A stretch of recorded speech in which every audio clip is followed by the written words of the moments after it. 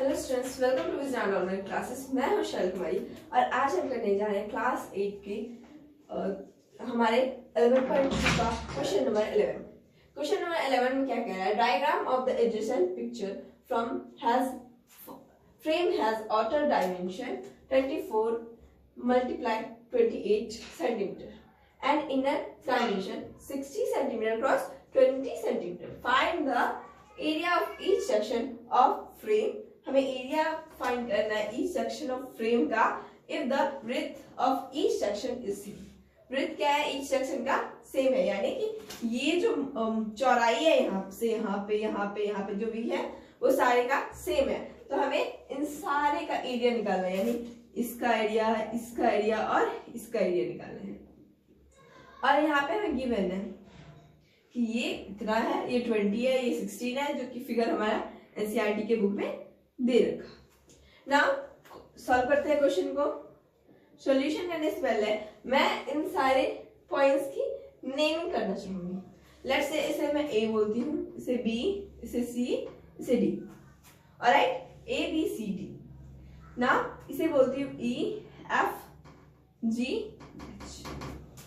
ई F G H ये हमारे points हैं, जिसमें गिवन है हमें given BC equal to 20, BC equal to 20 centimeter, DC equal to 16 centimeter, equal to 16 centimeter।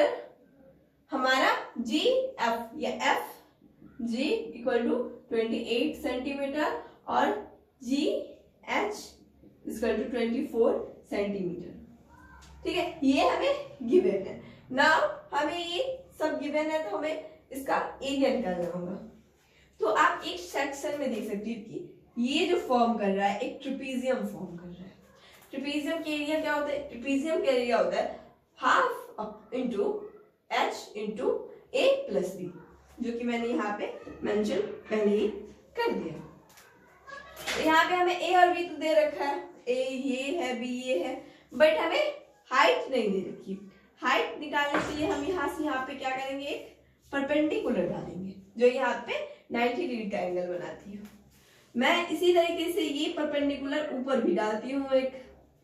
Let's say ये P है और ये Q है। नाउ एक बात ध्यान से देखो बच्चों, इसका ये पूरी लाइन का जो एरिया है, सॉरी जो हाइट है वो है 28 सेंटीमीटर। इसका क्या है? 20 सेंटीमीटर प्लस दिस लगे कितना हो जाएगा? 28।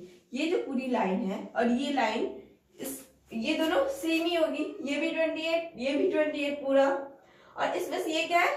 20 दे रखा और ये सेम है। तो क्या हम इसे फाइंड कर सकते हैं? आप बोलोगे यस, हम इसे फाइंड कर सकते हैं। कैसे कर सकते हैं?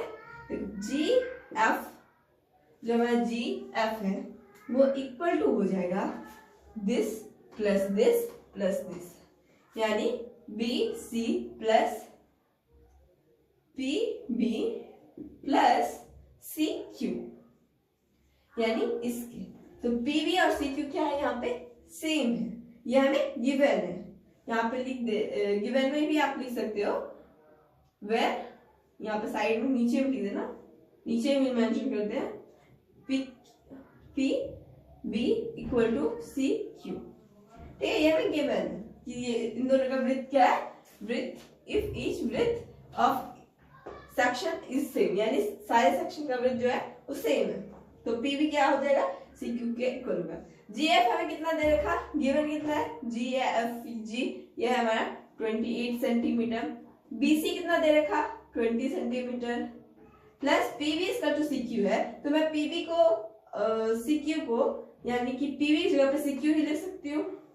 दोनों सेम ही है तो कोई वैल्यू पे असर नहीं पड़ेगा, तो इसे भी मैं सी क्यू लिख देती हूँ, क्योंकि ये दोनों क्या है? सेम है, तो हम उसकी जगह पर उसके लिख सकते हैं।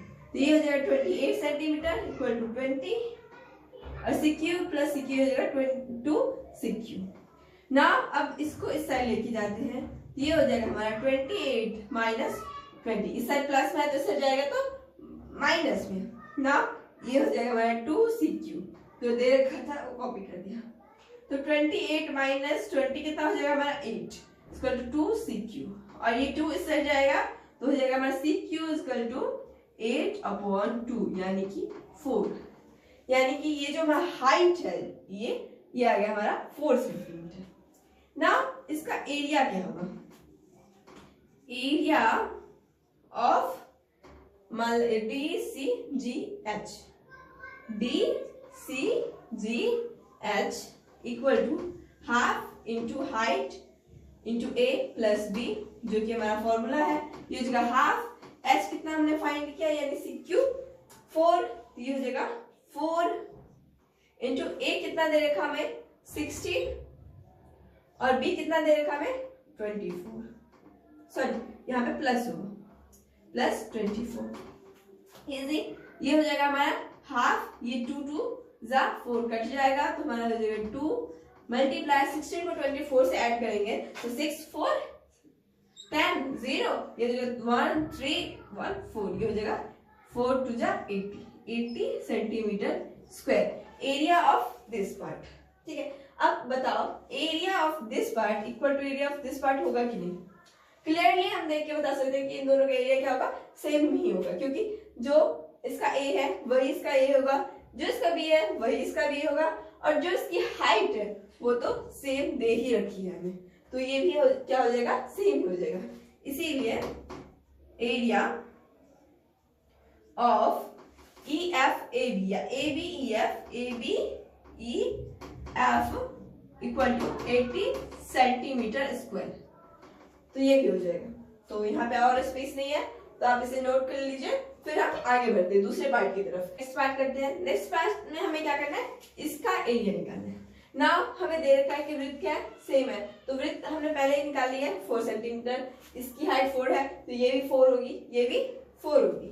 नाउ इसीलिए यहाँ पे लिख देंगे एरिया ऑफ, मान लो हम इसका निकालते हैं तो AD या फिर इसका निकालो BCGF, मान लो BCGF निकालते, BCGF दोनों के एरिया क्या होगा, सेम ही होगा।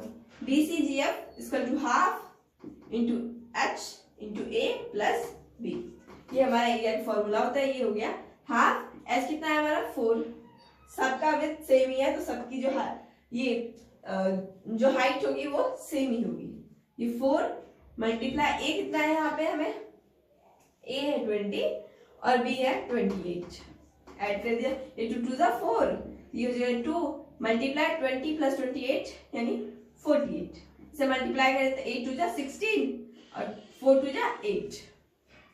ठीक है, तो ये आएगा 86 सेंटीमीटर स्क्वायर। नाउ